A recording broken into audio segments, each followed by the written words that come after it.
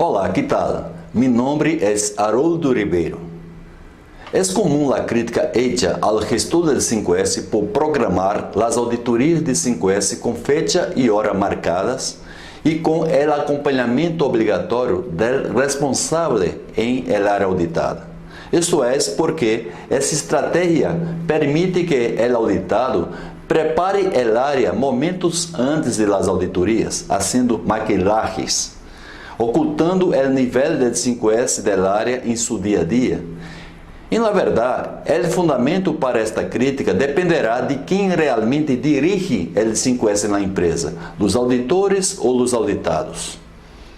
Uma boa metodologia de implantação do 5S deve obedecer ao ciclo PDCA desarrollado por Deming em la década de 50. Em el caso do 5S, as atividades típicas em cada etapa desse ciclo são: la P es plan, ou seja, la planificação de las atividades estratégicas. En esta fase são realizadas as seguintes atividades de 5S: el diagnóstico de la situação actual, la cultura de las personas e las condições de las instalações de la empresa, la relação del 5S com outras ferramentas de gestão como Lean Manufacturing, TPM, qualidade total, etc.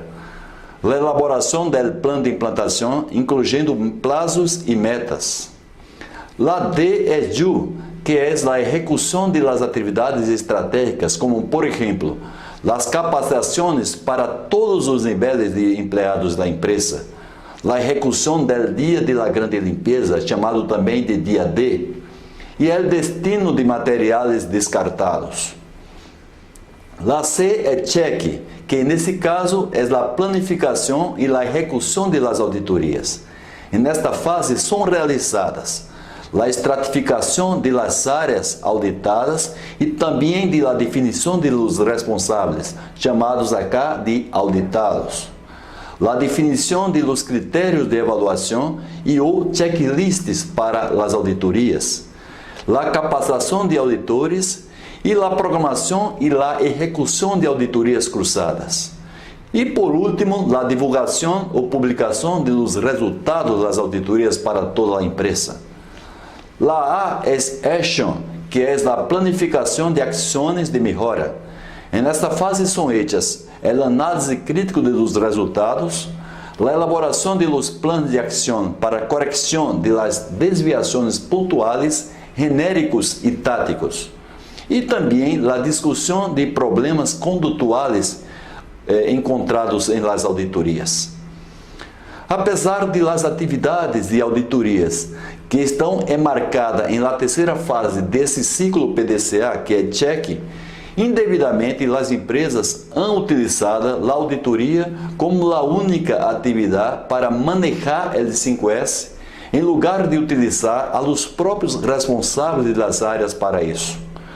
As causas de esta inversão de responsabilidade são, primeiro, a carga maior de capacitação em L5S é em la formação de auditores, quando deveria ser em la de los responsáveis das áreas.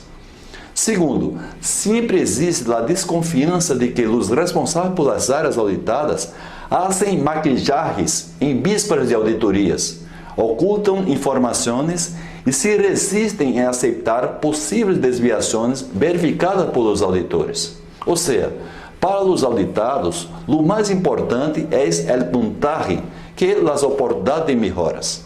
Sendo assim, o gestor do 5S, o número 1, e algumas pessoas estratégicas da empresa acordam que o correto seria programar auditorias surpresas. Terceiro ponto: sempre que os puntagens das auditorias não estão de acordo com o que as áreas são em seu dia a dia, se cria a desconfiança de que os auditores não são críticos, quando a verdade é que esta distorção pode estar sendo provocada pelos próprios auditados, que tendem a ter a postura que mencionei anteriormente. Gerentes, diretores e gestor do 5S devem atender estas posturas inadequadas de los auditados. Quando uma empresa passa a ser auditoria surpresa de 5S, terá um problema tarde ou temprano que los levará ao fracasso na implantação da 5S. Os responsáveis por as áreas não tratam o 5S como seu aliado. Ao contrário, para eles, 5S é um conjunto de atividades que prejudicam outras de maior prioridade. 5S é tratado apenas como uma meta em que eles têm que render contas à direção da empresa. Passa a ser um peso que resulta só em embelecer e não agrega valor ao processo. Este problema é consequência principalmente da falta ou da pouca inversão em la sensibilização e capacitação de diretores, gerentes e supervisores desde a primeira fase do plano de implantação, quando muito a sensibilização se limita a uma conferência de no máximo 1 hora. Os supervisores ou encarregados são capacitados incorretamente, muitas vezes, juntos com os seus respectivos equipos, sem ter a informação mais detalhada sobre a metodologia do 5S, sobre os critérios de auditorias e seu papel em el manejo do 5S. Depois da implantação, o foco da empresa são as auditorias e os resultados. E caso não se haja ênfase em perfeccionar a capacitação dos líderes, o resultado é que o auditor passa a ser o juiz e o auditado é sospechoso. Quando o correto seria tratar o auditado como el que maneja o 5S e o auditor como alguém que, utilizando a imparcialidade, sem a vista viciada e dominando os conceitos do 5S, tem o papel de fazer que o auditado reconozca as desviações. Uma decisão errada de fazer auditoria de 5S surpresa resulta em várias desvantagens. Primeiro, dificuldade de planificação das auditorias e de manter-se em el secreto. Outro ponto, dificuldade de auditar acompanhado por el responsável da área, porque este pode estar ausente ou não disponível em el momento da chegada surpresa do auditor. Terceiro ponto, informem com possíveis erros causados por preconceito do auditor quando não estar acompanhado por el responsável da área, ou por não confiar em suas informações e justificações. Quarto ponto, o auditado passa a tratar o auditor como juiz, persona não grata.